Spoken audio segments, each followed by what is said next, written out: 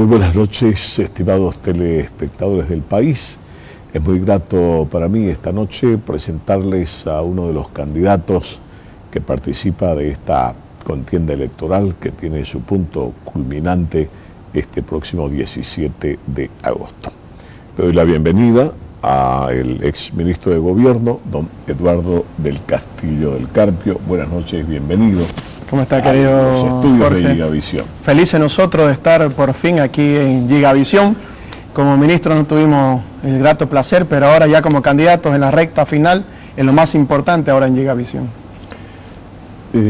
Eduardo del Castillo sorprendió a muchos con el cese en el ministerio y su habilitación como candidato. La verdad pensamos que era algo temporal, pensamos que era una estrategia y que luego Eduardo del Castillo, bueno, se iba a hacer a un lado para dar paso quizás a otro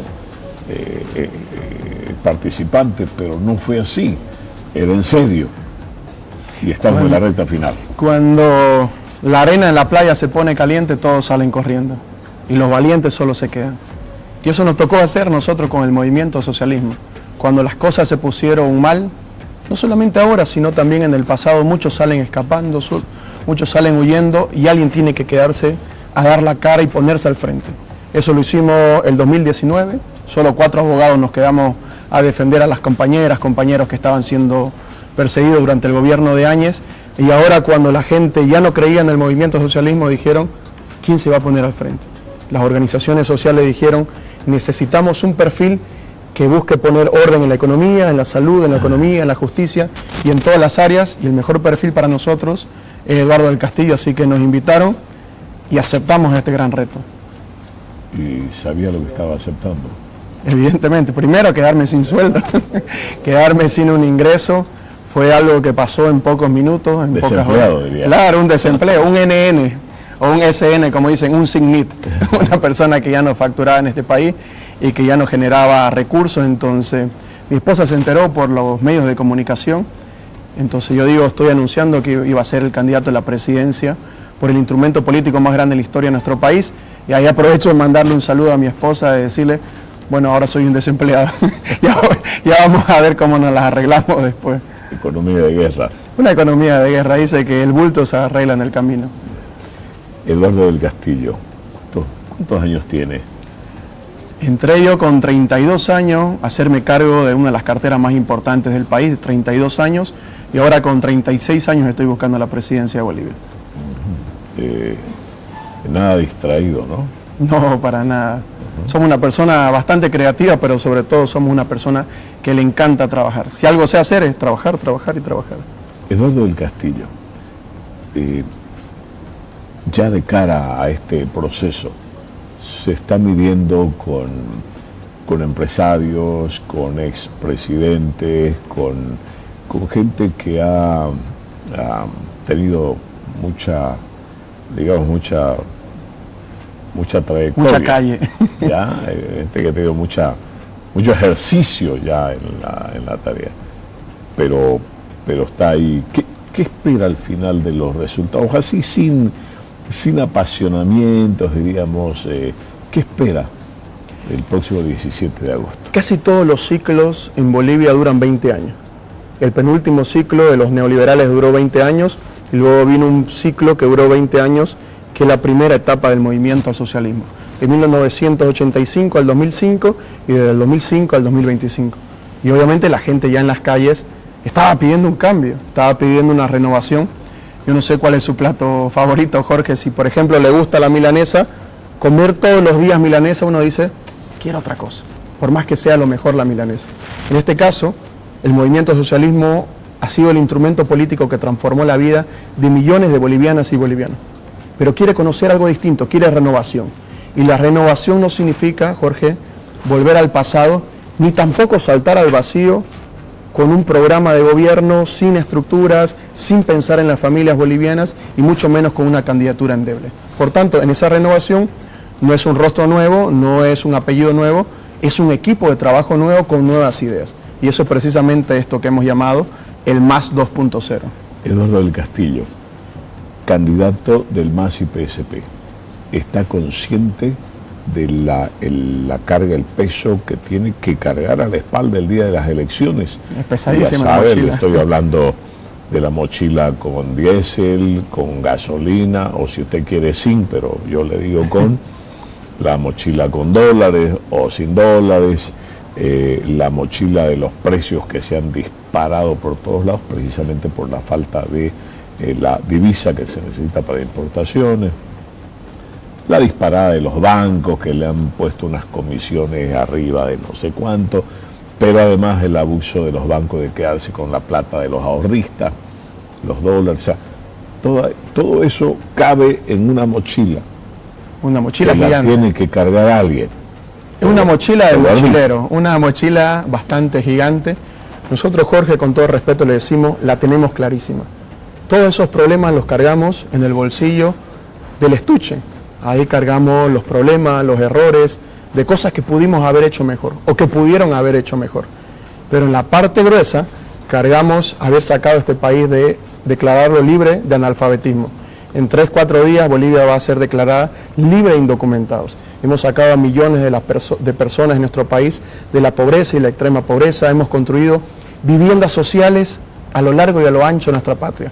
Hemos creado ítems de salud, más de 26.000, para que la gente no tenga que emigrar 3, 4, 5 días para buscar un centro de salud. Ahora lo tiene ya en su comunidad, en su municipio. Evidentemente hay cosas que pudimos hacer mejor, pero hicimos muchas cosas buenas. Y la gente quiere cambio, pero sin perder sus conquistas sociales y crear una nueva agenda hacia el futuro. Y eso es precisamente lo que estamos haciendo. Eduardo, el país iba, diríamos, y sé que esto puede traer cuestionamiento, pero el país aparentemente iba bien. Hasta finales del 2022. ¿Cuándo fue el momento en que se quebró? ¿Qué fue lo que pasó que hizo que el quiebre sea realmente...? Hay dos momentos, Jorge.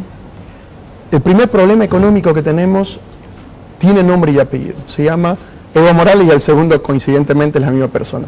En 2014, Bolivia iba invirtiendo en exploración y explotación de hidrocarburos de manera continua, sube la renta petrolera y por tanto suben las reservas internacionales del país. O sea, empieza a crecer nuestra alcancía, nuestra chauchera. Y a partir del 2014, Evo deja de invertir en exploración y explotación de hidrocarburos. Por tanto, se empiezan a comer los ahorros. De 15.000 millones de dólares baja a 10.000 millones de dólares. ¿Por qué? Porque el 2016 era el 21F.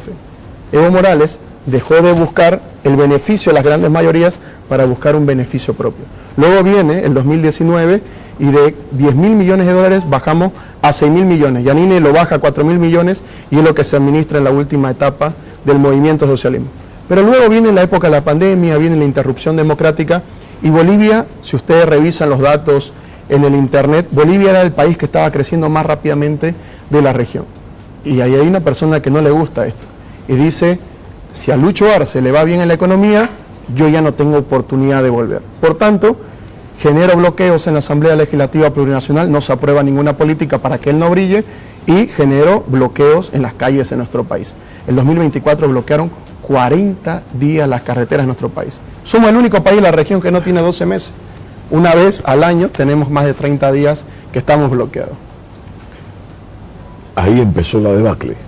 A partir de ahí, o sea, si no hubiese habido los apetitos personales de Evo Morales en el 2014, seríamos otro país en este momento. Si se hubiese invertido los recursos necesarios y suficientes en el tema de hidrocarburos, seríamos otro país. Si Evo Morales no hubiese puesto las trancas a partir del 2023, la tasa de crecimiento hubiera estado entre el 5 y el 6% de crecimiento anual cada año en este país. Y Evo Morales dijo, ¿cuál es la fortaleza de Luis Arce Catacora y de este gobierno? La economía. Entonces hay que atacar por la economía. Bueno, ahora ya estamos donde estamos, ¿no? Ya ¿sabe dónde estamos? A día de las elecciones. ¿Qué propone Eduardo del Castillo para sacar al país del lugar donde estamos? Con el nuevo equipo de trabajo que tenemos, con un nuevo grupo de las organizaciones sociales, hemos analizado toda la situación económica, social, política, incluso cultural del país. Y hay dos formas de sacar el país adelante. Una, afectando el bolsillo de la gente, como propone Tuto, Samuel, Manfred o incluso el propio Andrónico Rodríguez.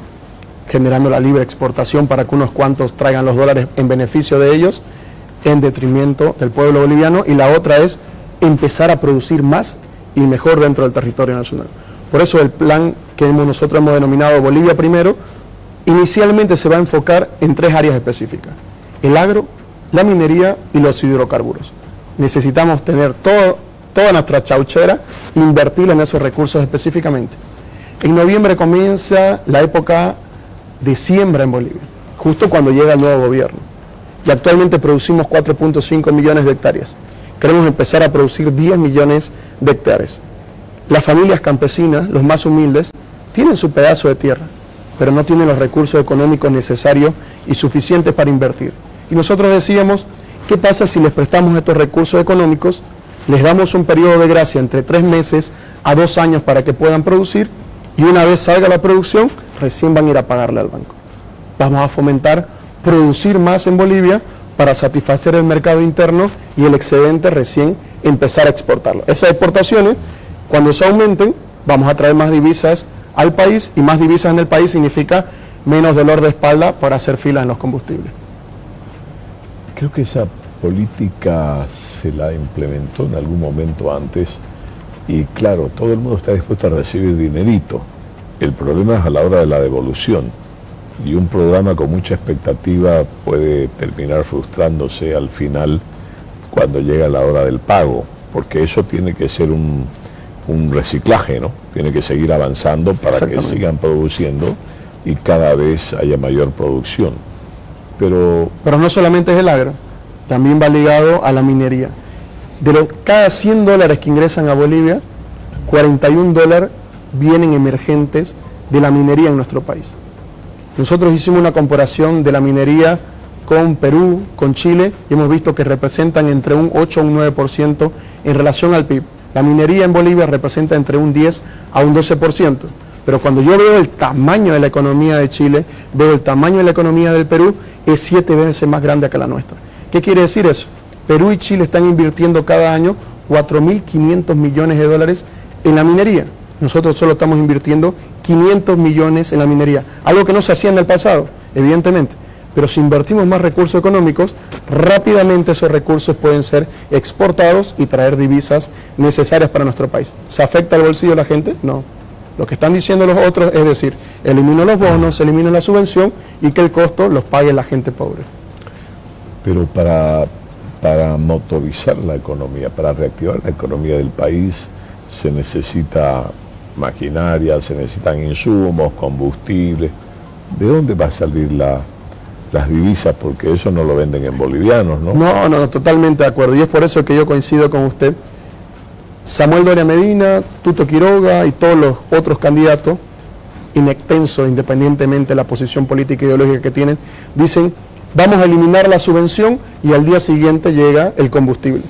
Y yo les he dicho, yo les quiero comprarle 100 bolivianos, 1 litro de gasolina. Quiero que con esos 100 bolivianos del exterior me traigan 1 litro de gasolina. La gasolina no se la adquiere, ni el diésel en el exterior, con pesos bolivianos. Por tanto, eliminar la subvención en este momento no te garantiza traer combustibles a Bolivia. Lo que nosotros necesitamos es producir más para tener mayor capacidad exportadora y traer divisas a nuestro país. Y en segundo tema, esto era lo coyuntural. En la parte estructural, ¿qué necesitamos hacer?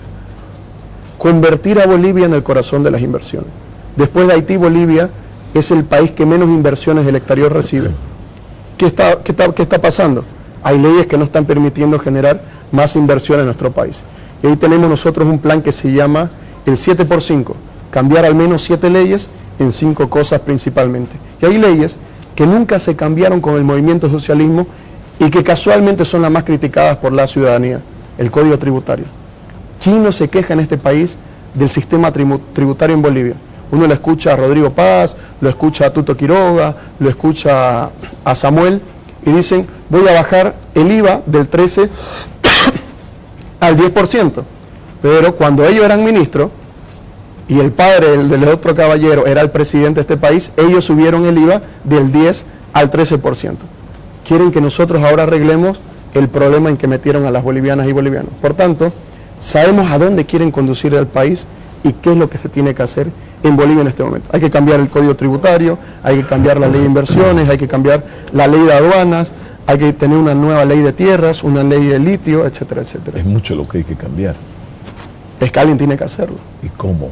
Porque para cambiar la ley también hay que tener una asamblea legislativa, o lo que llamaríamos un Congreso Nacional, que tenga los suficientes votos, porque si no hay votos no hay cambio. Pues lo hace lo mismo que le están haciendo al presidente Lucho Arce. Yo creo que ahí hay penando, ¿no? Ahí yo creo que hay una diferencia del manejo político y la habilidad política. Yo, a diferencia de los otros candidatos, he trabajado en el órgano ejecutivo y he trabajado en el órgano legislativo.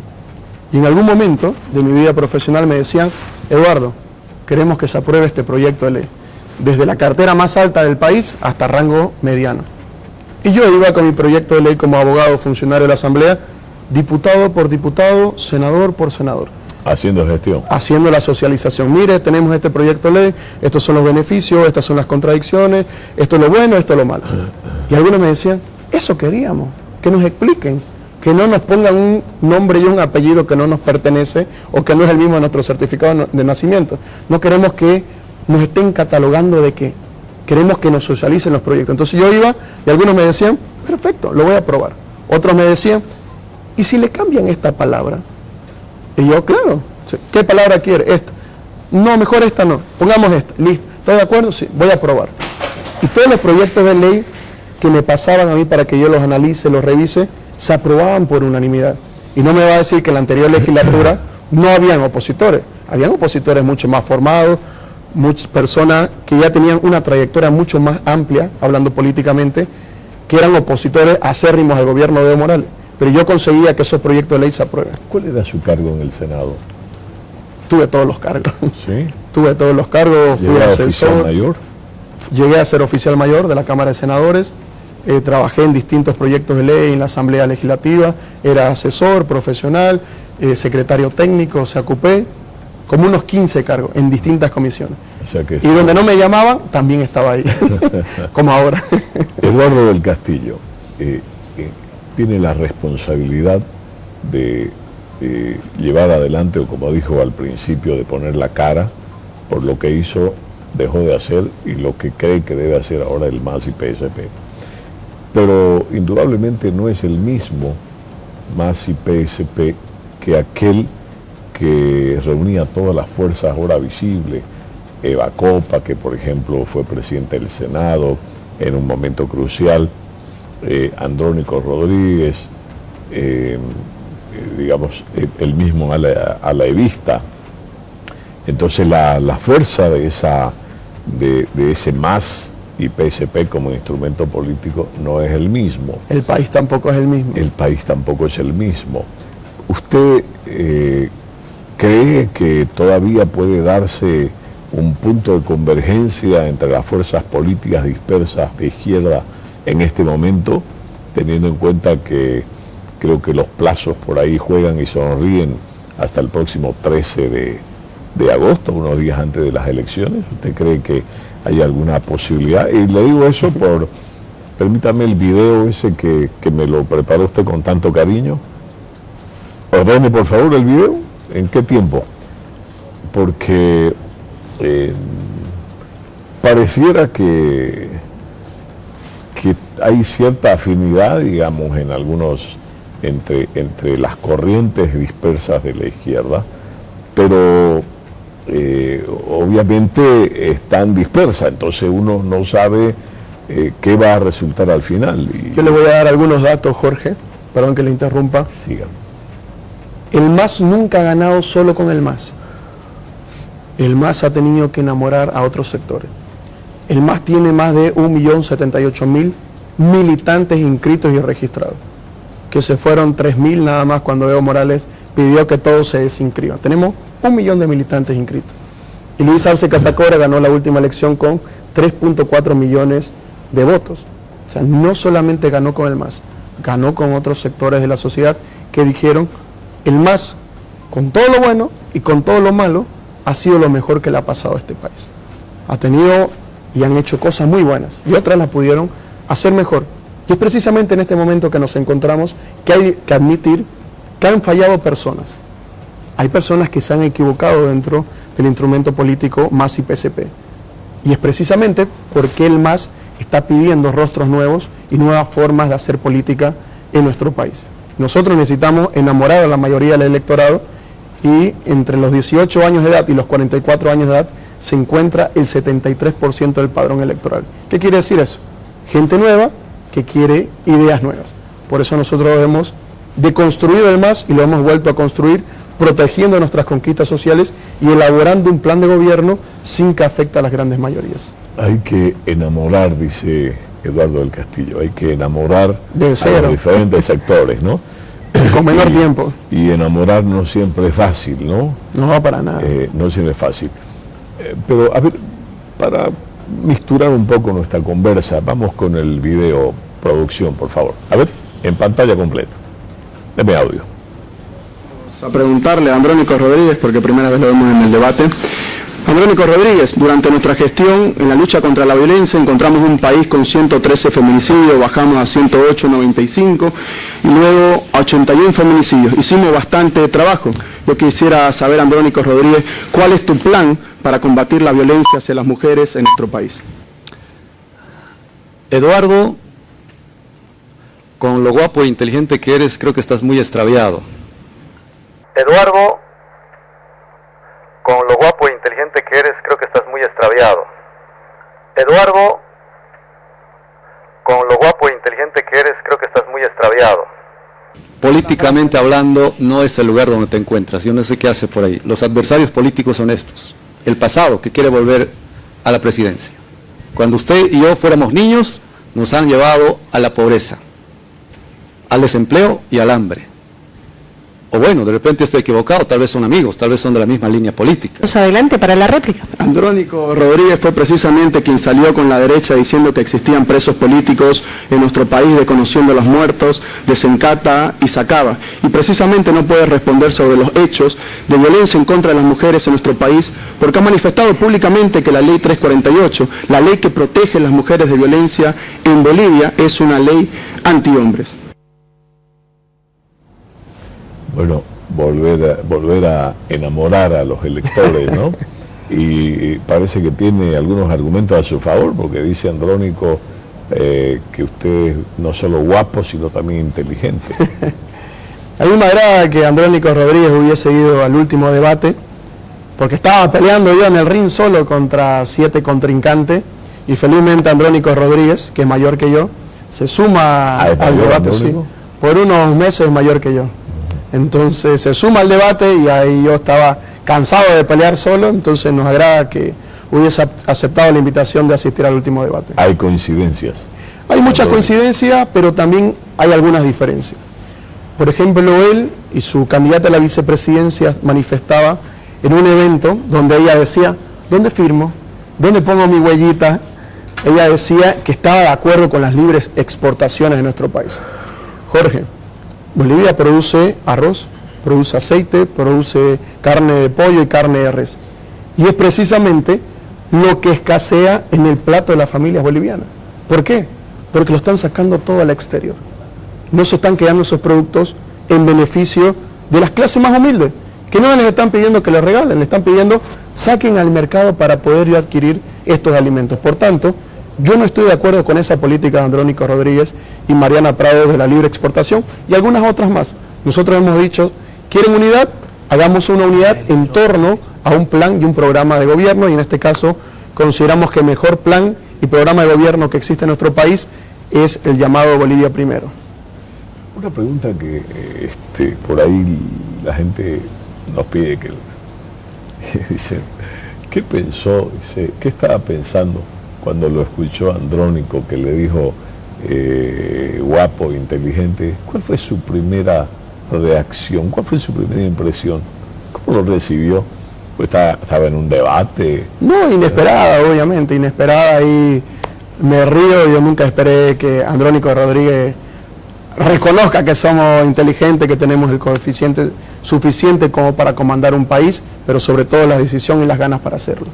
Y no solo le han dicho guapo, inteligente, también le decían que, como era jovencito, le decían el niño ministro. ¿Cómo lo recibía eso? Yo me mataba de risa. Yo creo que cuando uno se introduce en la política está predispuesto a adquirir varios sobrenombres. Nosotros un 12 de abril, la gestión anterior, el Ministerio de Gobierno lo convertimos en la Casa del Niño Ministro. Queríamos que las niñas y niños de la ciudad de La Paz y también del departamento de Santa Cruz interactúen en el Ministerio de Gobierno, que conozcan los ambientes, pero también sea un espacio amigable para la ciudadanía. También hemos transformado la realidad. Entonces, cuando nos dijeron niño ministro, ¿qué hacemos? El Ministerio de Gobierno va a ser la Casa del Niño Ministro. Hay que tomarse las cosas con humor. Así es. Hablamos de los temas que hay pendientes en el país, son por supuesto temas cruciales, ¿no? ¿Qué de la relación con don Evo Morales? Usted tuvo, no sé cuál es el término para utilizar, porque ahora todo es cuestionable y muy sensible. No sé si tuvo las agallas, no sé si el coraje, la necesidad, no, al final no sé. Pero lo tomó preso, lo secuestró, lo detuvo y se llevó al gobernador Luis Fernando Camacho de Santa Cruz. Pero se acabaron las agallas con el presidente Evo Morales. ¿Qué pasó? Jorge, y usted me va a corregir. En estos últimos años, el único ministro de gobierno que ha salido sin muertos en gestión ha sido el actual candidato a la presidencia por el movimiento socialismo. Y casualmente ha sido el ministro de gobierno que ha enfrentado los conflictos más grandes sin derramar una sola gota de sangre. Siempre yo tuve la premisa de preservar la vida. Cuando llega el mandamiento de aprehensión del señor Camacho, se deriva de manera inmediata, cuando es una personalidad, a la Dirección Nacional de Inteligencia. Se hace una apreciación de situación y si la apreciación de situación determina que no se pone en riesgo ejecutar ese mandamiento a la vida de ninguna persona, automáticamente la policía, sin consultar a nadie, ejecuta ese mandamiento. Aunque el de Camacho fue violento, ¿no? ¿Qué persona salió herida? Pregunto. No. Vidrios rotos y creo que casi se volcó el vehículo. No se volcó ningún vehículo. No se volcó, pero... Y no hubo ninguna persona herida. Cuando hablamos de violencia, hablamos de romper los vidrios, por ejemplo. Se hizo un ejercicio de la fuerza respetando los procedimientos y los derechos humanos. Entonces no hubo ninguna persona lesionada ni herida en ese operativo que fue desarrollado de manera milimétrica por parte de la policía boliviana. Se cumplió lo que determinó la justicia. Sin embargo, con el mandamiento de aprehensión del señor Morales, la apreciación de situación decía, porque hubieron varios, que en la mejor situación se corría el riesgo de perder al menos la vida de 20 personas.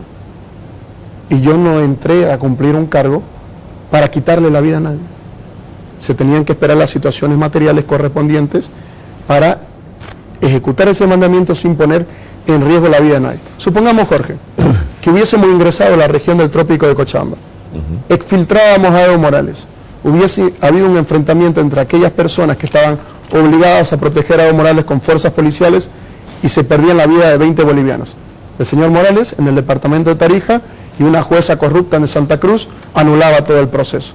¿Qué pasaba? Evo Morales se ponía un saquito más pintudo con unos adornos aquí y comenzaba una marcha a la paz diciendo: este gobierno mató a campesinos. Ahora no estaríamos hablando de elecciones, Jorge. Camacho es un preso político. ¿Cómo va a ser un preso político? Hay un dicho en derecho que dice: a confesión de parte, relevo de prueba. Él dijo públicamente: mi padre fue quien pagó a los policías y militares para que no le hagan caso a un gobierno democráticamente electo. Él, de su cuenta particular, privada y personal, depositaba recursos económicos a quienes fungían los máximos cargos en las Fuerzas Armadas en ese momento, a sus cuentas personales. Entonces hay toda una investigación que demuestra que él no fue un preso político, que él actuó al margen de la ley de nuestro país. Una pregunta más precisa, Eduardo. Usted, un hombre bien canchero, digamos, en el tema de la legislatura, y como lo decía, ha recorrido todos los cargos, o sea, no es un desconocedor de la ley. Somos jóvenes, pero no novatos. Así es. ¿Y cuál entonces es su impresión de eso?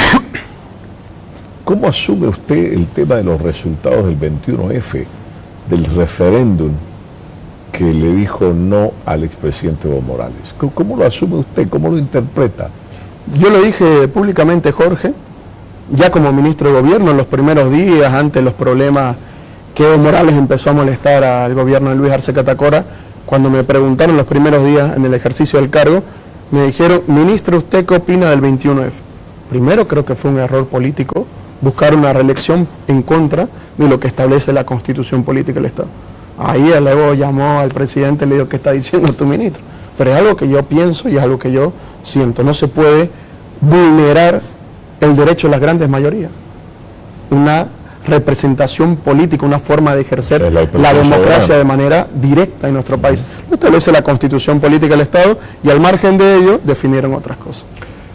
A propósito, ya que estamos hablando del expresidente Evo Morales, control central, por favor, gíreme, por favor, vamos con ese corto, por favor.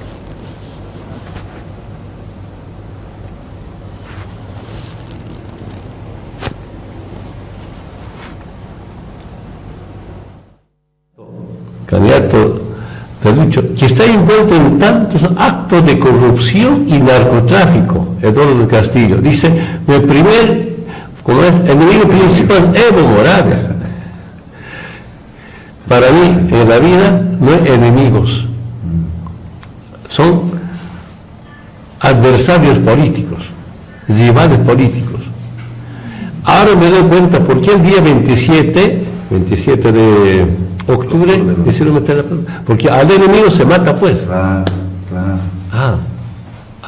Está confesando que soy su enemigo, intentó matarme entonces, con tantas balas. Porque al enemigo se derrota ideológicamente, programáticamente.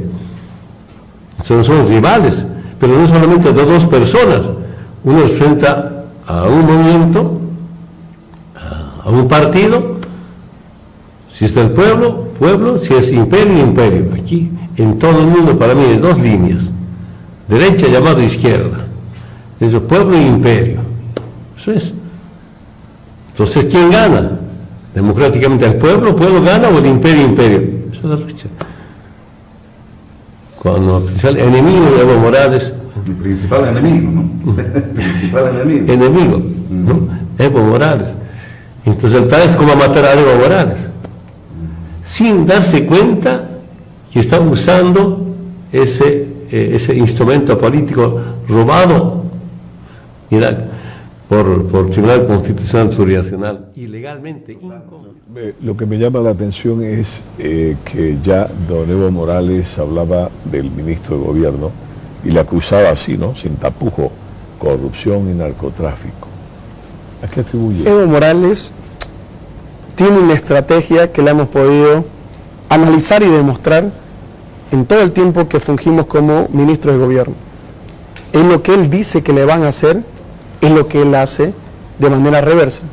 Él decía: tienen un plan negro en contra de Evo Morales, y lo anunciaba en todos los medios de comunicación en su programa dominical, pero 2 semanas más tarde él estaba organizando un bloqueo. Él decía: me acusan de narcotraficante, y él acusaba el plan negro, y él decía al actual gobierno es narcotraficante. A él lo acusaron de intentar hacer un fraude electoral y él acusa al actual gobierno de hacer un fraude electoral. Es una persona que lamento yo en la persona que se ha convertido. Yo reconozco públicamente que empecé a seguirlo a él a partir de la gestión 2007 hasta el 2014, 2016, 2019, con alguna diferencia política, incluso ideológica, pero cuando a mi despacho ya llegan las pruebas y los elementos suficientes de que él, mientras ejercía la presidencia de Bolivia, habría transgredido los derechos sexuales de personas menores de edad, yo digo, mi admiración por esta persona se acabó. Sí fue una persona que transformó el país para bien. Tuvo errores, evidentemente, como cualquier ciudadano en el mundo, porque el único que se equivoca es el que hace. Lamentablemente él se equivocó demasiado, pero cuando ya se transgreden los derechos sexuales de menores de edad, no puede ser una persona que yo siga admirando. En otro renglón, ¿qué espera Eduardo del Castillo de una de un territorio electoral como Santa Cruz, después de haber sido el protagonista, el hombre que ordena, se ejecute una orden de aprehensión contra su gobernador electo? ¿Qué espera en estas elecciones de este territorio? El que ordena que se detenga o se aprenda al señor Luis Fernando Camacho, la justicia boliviana, no el ministro de gobierno. Sin embargo, no es solo un ejecutor. Claro, sin embargo, cuando uno habla con el ciudadano de a pie, tampoco se olvida que esta gente fue la que le mintió. Ellos decían, queremos el censo porque va a transformar nuestra vida, y poco más van a aparecer unicornios en cada esquina de Santa Cruz, en cada anillo van a salir las flores, este país va a ser distinto, Santa Cruz va a crecer de manera inimaginable. Tenemos que salir a la lucha. Ya se hizo el censo. Pero pedir el censo ¿era bueno o era malo? No, era bueno, pero no transformó la vida de nadie. Al final ellos dijeron, lo logramos, el censo se va a hacer en el 2024. El 2024 fue la fecha que siempre se planificó desde el gobierno nacional, no por un tema político, sino por un tema técnico y científico. Dijimos, alejémonos los políticos y que definan los técnicos. Y Luis Fernando Camacho dice que se levante el paro de 36 días, que fue el método de lucha precisamente para hacer renunciar al señor Evo Morales. El mismo método quería utilizar precisamente para hacer renunciar al actual presidente de las bolivianas y bolivianos. Por tanto, en Santa Cruz, cuando uno habla con el transportista, dicen, hace un par de años, en el 2019, con un paro de 21 días, nos comimos nuestros ahorros. Con este paro de 36 días, nos comimos la inversión. Ahora, ¿de qué vamos a vivir los cruceños y cruceñas? Y cruceñas y cruceños me refiero también a aquellas personas que han invertido y que han venido a trabajar a este hermoso departamento. Cuando uno habla con los gremiales, no han podido terminar de recuperarse por ese paro a los 36 días. Y al final del día dicen, a partir de ese momento, nunca más vivimos un paro en Santa Cruz. Nuestra economía no volvió a ser la misma, evidentemente, pero no vivimos con el Cristo en la boca o estar rezando en cada rotonda para que no nos golpeen. Murieron personas, Jorge. Y la gente no quiere volver ni al paro en las carreteras de Evo Morales, ni tampoco a los paros liderizados por Luis Fernando Camacho. Eduardo del Castillo considera que tendría que reformarse la actual Constitución. Sí, en varios aspectos. Uno de ellos, por ejemplo, la reelección. Yo creo que la reelección le ha hecho mucho daño al país. Un gobernante, en vez de estar pensando estructuralmente los cambios que se deben hacer en el país, está pensando qué debo hacer para reelegirme. El próximo periodo. Hay que eliminar la reelección en este país. El segundo tiempo lo que se debe hacer es eliminar las elecciones judiciales. Nos vendieron como algo que iba a transformar la justicia. No dio resultados. No transformó nada y solo derogamos los recursos de las bolivianas y bolivianos. El tercer tema... Y el Tribunal Constitucional, ¿cómo lo ve desde su lupa? No, hay que transformar a todas esas autoridades y hay que hacer un referéndum para ver cuál va a ser el método para elegir a esas autoridades. El otro método que tenemos que determinar es la salud y la educación. La salud. Faltan los medicamentos en el San Juan de Dios. ¿De quién es el problema? ¿Del alcalde, del gobernador, de la ministra de Salud o del presidente? Nadie sabe en este país. Si se arruina o hay goteras en el hospital del niño, ¿de quién es el problema? Se empieza a caer el techo. Se empieza a caer el techo, ¿de quién es el problema? Los médicos están en huelga, ¿de quién es el problema? Nadie sabe en este país si le tengo que reclamar al alcalde, le tengo que reclamar al gobernador. ¿Y eso se atribuye? ¿Acaso la ley no está...? No, la Constitución es bien clara, pero como todos asumen un nivel distinto de responsabilidad, al final nadie se hace cargo al 100%. Por tanto, nadie asume su responsabilidad al 100%. ¿Qué necesitamos hacer? Preguntarle a la ciudadanía, ¿quién debe administrar la salud en Bolivia? ¿Los niveles municipales, los departamentales o el nivel nacional? Y a ellos se les transfiere todas las competencias, se les transfieren todos los recursos económicos, pero también se les transfiere la responsabilidad. ¿Cuál es el problema? Yo veía, por ejemplo, aquí en el departamento de Santa Cruz, al presidente diciendo, Camiri no tienen un hospital de segundo nivel. Les voy a construir un hospital de segundo nivel. Traigan su proyecto. Elaboraron un proyecto en un año y medio, lo llevaron a la gobernación y la gobernación, como no se llevaba bien con el presidente, decía, no, está observado el proyecto. El sistema de salud de la gobernación. Rehagan. Y así pasaron 4 años. Entonces, si solo hubiese una cabeza, Esa cabeza se encargaría de construir los hospitales, se encargaría de pagar los ítems, pero sobre todo de pagar los sueldos y darle medicamentos a la gente. Transformar realmente el sistema de salud de nuestro país. No puede ser que tu historial médico sea de propiedad de la caja, sea propiedad de un médico particular o un médico privado en nuestro país. Eso es propiedad de cada individuo en nuestro país. Necesitamos implementar la tecnología, pero sobre todo establecer bien las competencias en Bolivia. ¿Qué hay del tema impositivo? Uy, hay que hacer harto. En lo coyuntural, ya hemos presentado un proyecto de ley que se llama Alivio Tributario Ya, así se llama nuestro proyecto de ley. Si la gente no pudo pagar un tributo emitido de 100 bolivianos, tampoco va a poder pagar las multas, los intereses, las sanciones o interés escalonado. Si no pudo pagar 100, no va a poder pagar 465. Dale la oportunidad de pagar 100 bolivianos con un interés del 2%. Paga 102. El ciudadano va a decir, no tengo los 100 bolivianos ahora. Ya puedes pagarlo en 36 cuotas con un interés del 4%. Vas a pagar 104 en 3 años y no vas a pagar 465. A cambio, te descongelo tus cuentas, te elimino los procesos, te elimino las sanciones, te devuelvo tu vehículo secuestrado y puedes abrir nuevamente tu negocio. En el tema de mercadería, porque tributario no solamente es impuestos nacionales, también es la aduana nacional. Una señora tiene sus recursos económicos, compró mercadería, no pagó el tributo, vino la aduana nacional y le confiscó. La señora no puede pagar, si no pudo pagar el tributo, tampoco puede pagar todos los accesorios. Dale la oportunidad a esa señora en esta época de crisis de pagar su tributo y devolverle la mercadería. Han subido los productos, los precios en Bolivia, sí. Esa señora va a tener la posibilidad de vender un poquito más caro su mercadería, recuperar su inversión, generar utilidades e invertirla en otro tipo de actividad económica. La gente quiere un respiro. Y luego, a largo plazo, nosotros necesitamos hacer una modificación estructural a la ley 2492, que es el Código Tributario de agosto del 2003, pero sobre todo a la ley 843, que clasifica todos los impuestos o los tributos en nuestro país. Necesitamos hacer una reorganización tributaria en Bolivia. Los políticos tienen una gran característica, ¿no? Saben enamorar a los electores. Suena lindo, ¿no? Todo eso suena lindo. Ah, no, pero aquí yo te corto, Jorge, voy a vender mi charque. ¿Por qué no se lo hace? Jorge, yo tengo una maestría en Derecho Tributario y Financiero. En colegio, en la universidad, mi fuerte fueron los números. Pero decidí estudiar Derecho para intentar transformar la vida de la gente. Me dieron la oportunidad de ejercer Derecho en el Ministerio de Gobierno. Ahora quiero hacerlo en mi fuerte, que es el área económica. Tuve una maestría con mención honorífica en una universidad pública y es precisamente lo que quiero hacer porque tengo experticia en la materia.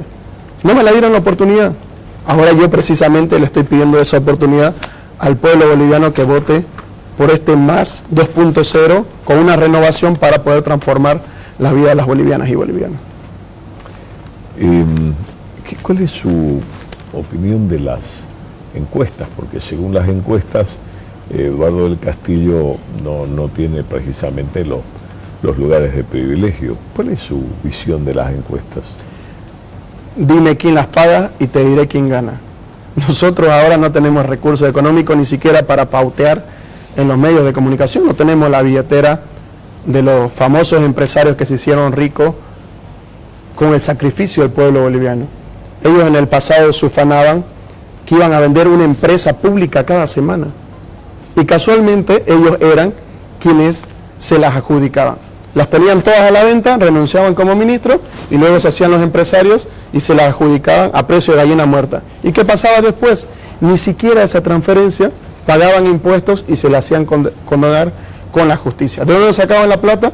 De un préstamo que les daba el Estado, que luego también se lo hacían condonar. Estos grandes empresarios que dicen, estamos creando fuentes generadoras de recursos económicos en nuestro país, que estamos generando fuentes de empleo, son aquellas personas que venden hamburguesas y que todos sus productos son importados. Ah, pero luego se afilian a la Cámara Nacional de Industria. ¿Por qué no le dan trabajo a los bolivianas y bolivianos? ¿Por qué tienen que importar su papa frita y no le compran papitas fritas a las bolivianas y bolivianos como si Bolivia no fuese un país productor de papa? Todo lo que ellos venden es importado. Los dólares se están saliendo también por culpa de ellos. La solución no es mendigar al extranjero, al Fondo Monetario Internacional, decirle, por favor, préstenme.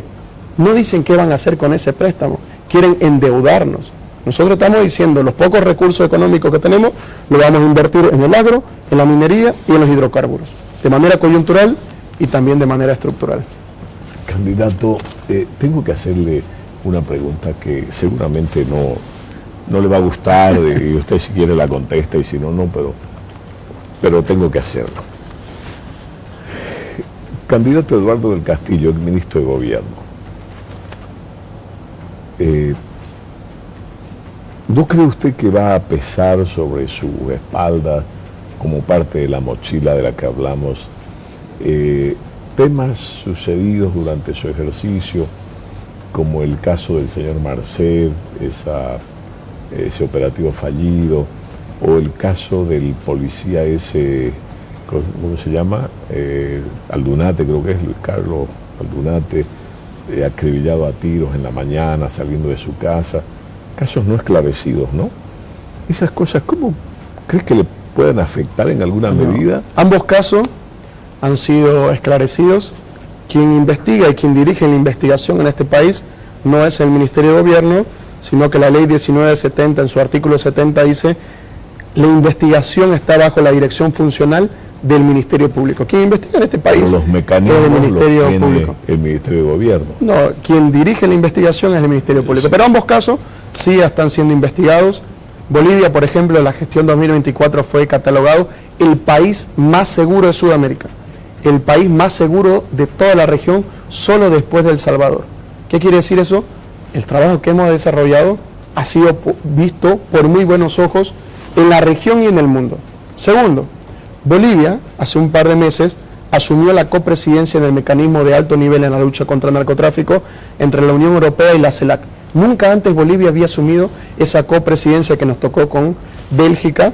Hemos demostrado que la lucha contra el narcotráfico en Bolivia ha sido la más exitosa en la historia de nuestro país.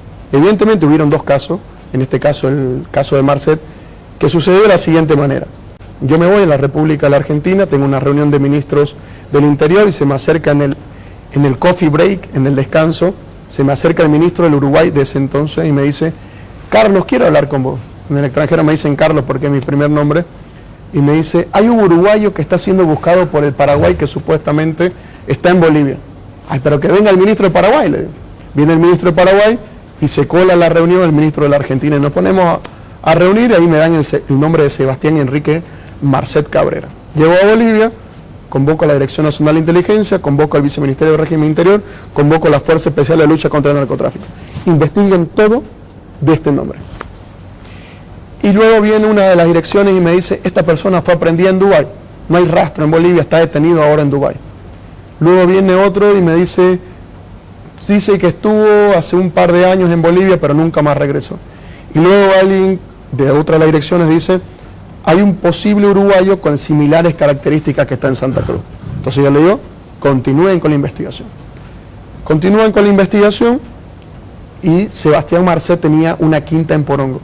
Esa quinta en Porongo, en la parte exterior había un vehículo con el capot levantado, simulando que estaba arruinado y empiezan a dronear dos efectivos de inteligencia. Dronean y el cuidador de la quinta se da cuenta que hay un dron sobre la quinta y llama al hermano de Sebastián Marcet y le dice hay un dron arriba de la casa, sácale foto y anda a ver qué hay afuera.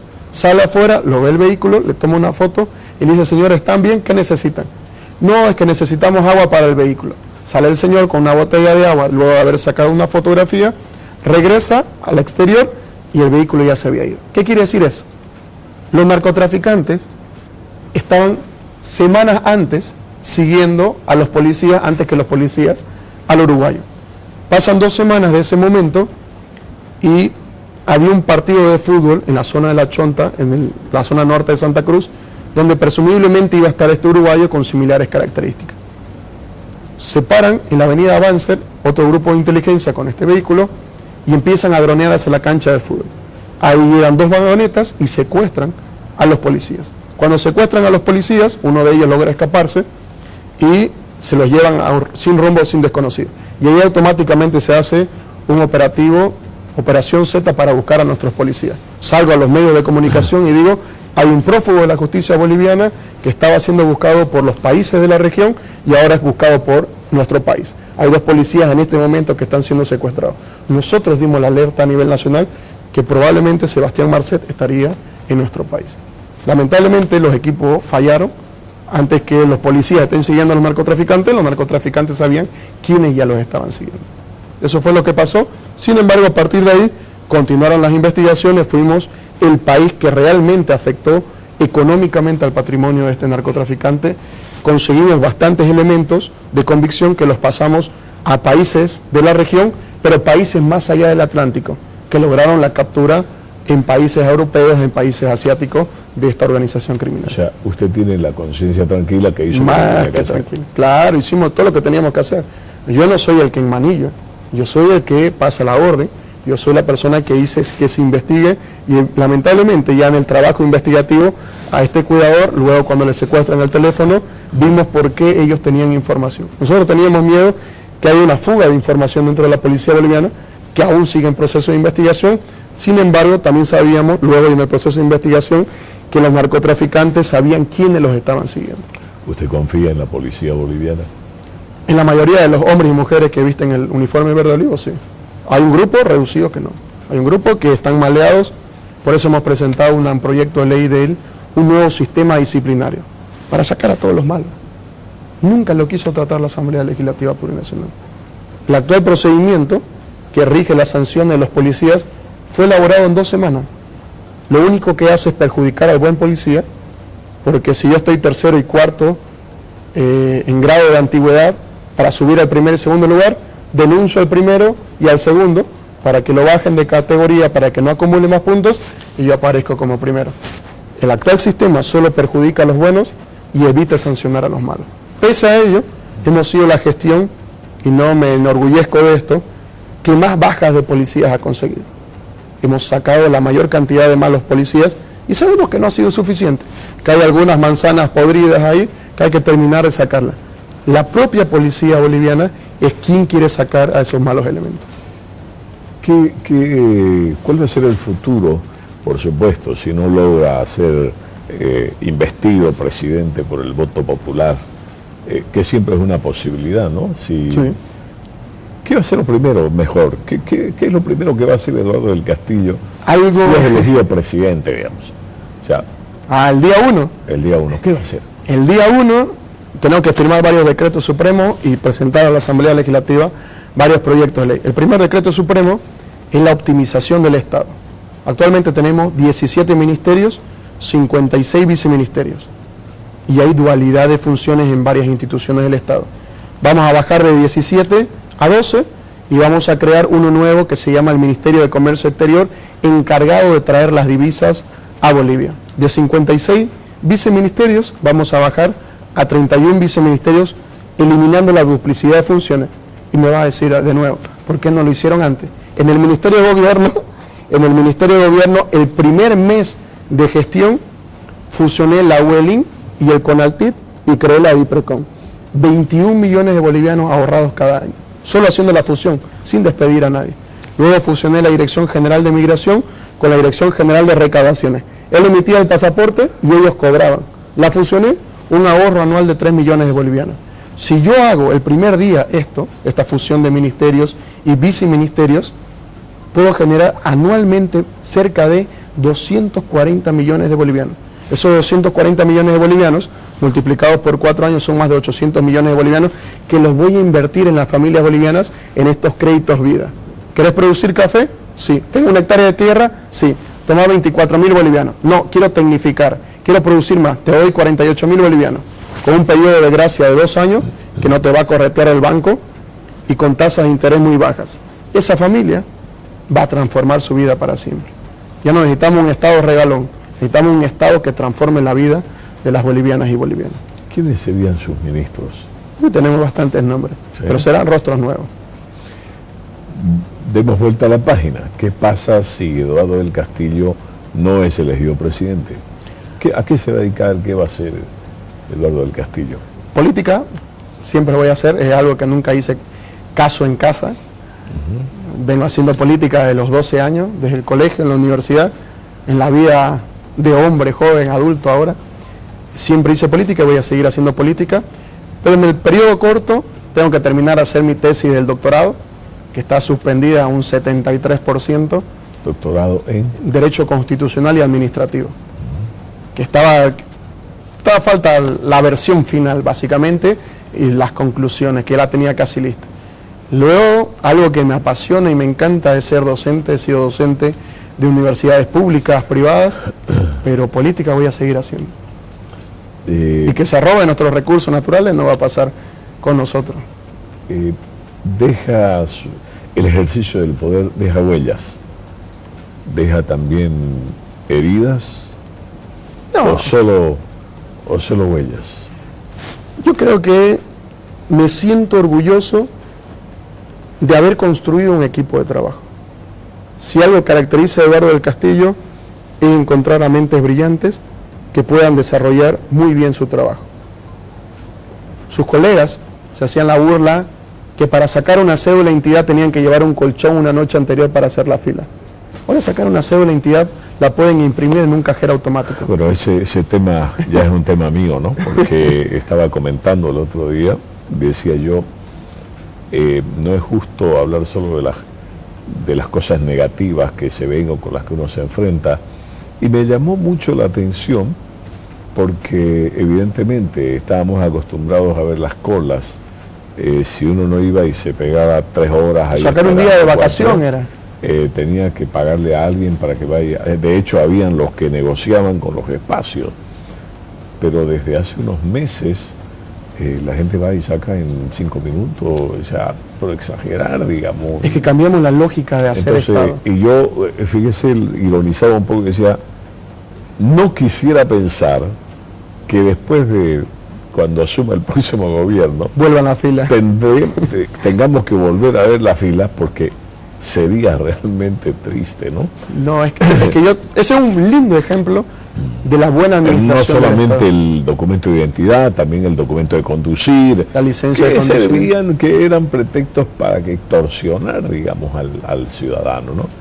Bueno, esas cosas las cosas buenas hay que valorarlas, imagínese, hay que rescatarlas y protegerlas. Muchísimas gracias. ¿No? Entonces, bueno, es de lo que hemos visto de nuestra experiencia en Santa Cruz. No sé cómo estará en el resto del país. En todo el país creo que funciona incluso mejor en algunos departamentos donde hay menor cantidad de habitantes. Nosotros cambiamos la lógica, por ejemplo, en el CEGIP.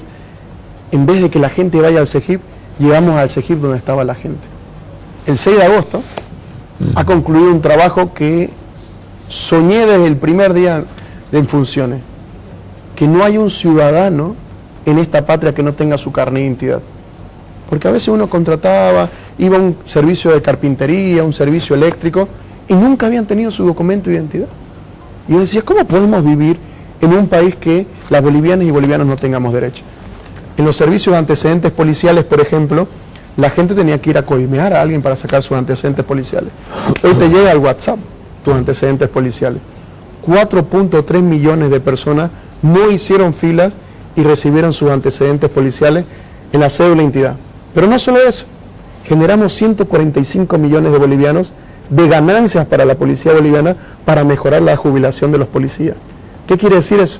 Haciendo bien las cosas, prestando un servicio eficiente, con mayor presencia del Estado, sin pedir recursos adicionales, podemos transformar la vida de las bolivianas y bolivianos. Mi última pregunta, candidato. ¿Qué pasó con el capitán Edmond Lara? Hay cosas buenas, hay luces y hay sombras sobre el capitán Lara. Hay bastantes versiones sobre él. Creo que es lo que hizo después de los escándalos, creo que es lo que conoce la población, que fue una persona que buscó luchar contra la corrupción. Y eso es aplaudible, sea quien sea la persona. Sin embargo, hay una parte difusa, no contada o no muy bien contada, que yo prefiero no referirme, de que por qué él salió hablando mal de su institución. Entonces yo prefiero hablar de esta otra parte. Si una persona que lucha contra la corrupción, yo lo aplaudo. Yo veo concejales en Santa Cruz que no piensan como yo, pero cuando yo veo luchándolo contra la corrupción, yo los aplaudo. Pero si no pensaba desde la izquierda, y yo siempre he dicho que el mejor alcalde que ha tenido Santa Cruz ha sido el ingeniero Percy Fernández. Entonces, si hay gente que hace las cosas de corazón y por el bien de la ciudadanía, hay que aplaudirlo. Entonces, a partir de ese momento hay que aplaudir la gestión de Lara. Eduardo del Castillo del Carpio. A ver, un hombre interesante, diríamos, ya lo han escuchado ustedes, no necesita mucho paisaje, mucha pintura. Una de sus características, a ver, control central, ayúdeme, debe esas imágenes.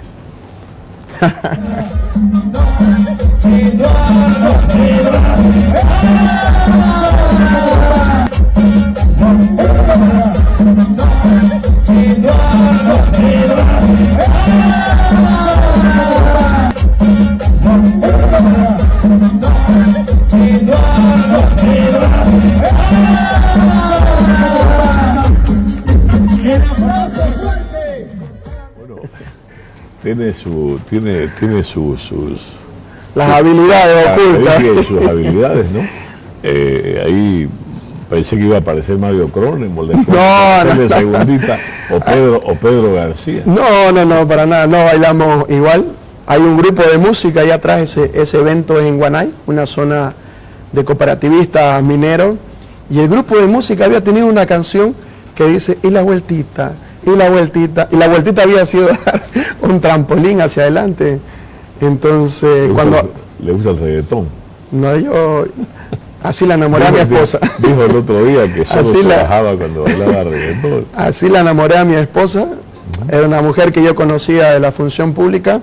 Nos encontramos en un cumpleaños y le dije, ¿querés bailar? Y ya de ahí adelante fue el matrimonio. No le cuento más. Muy bien. Agradable nuestra conversación con el ex ministro de Gobierno, Eduardo del Castillo del Carpio. Evidentemente una persona joven. Lo hemos visto desde el ejercicio de su primer día. Nos ha desconcertado en muchas ocasiones. Nos hemos quedado pensando, tratando de entenderlo, tratando de descifrar qué es lo que estaba haciendo, qué trataba de hacer, pero bueno, al final pasó el tiempo y aquí lo tenemos, ahora de candidato. Agradecerle por haber accedido a nuestra invitación. No, muchísimas gracias a usted. Y pues fue un gusto conversar con usted, Eduardo. Muchas gracias por habernos atendido y habernos dedicado su tiempo, y sabemos que todavía le queda una jornada maratónica. Le agradezco. No, muchísimas gracias por la invitación y todo mi respeto siempre. Muchas gracias. Estimados telespectadores del país, gracias a ustedes una vez más por compartir con nosotros estas conversaciones que no son debates y no pueden ser debates, son conversaciones como las conversaciones del caminante, las conversaciones con un candidato para tratar de conocer un poco más sobre él, indagar, ver si en esa conversa podemos explorar un poquito de sus sentimientos, de sus ambiciones, de sus ilusiones, y por qué no también de sus frustraciones. Les agradecemos y creemos que todavía tenemos un poquito de tiempo. Esperamos estar en los próximos días con otros candidatos que aún nos faltan en esa lista. Muchas gracias por su atención y muy buenas noches.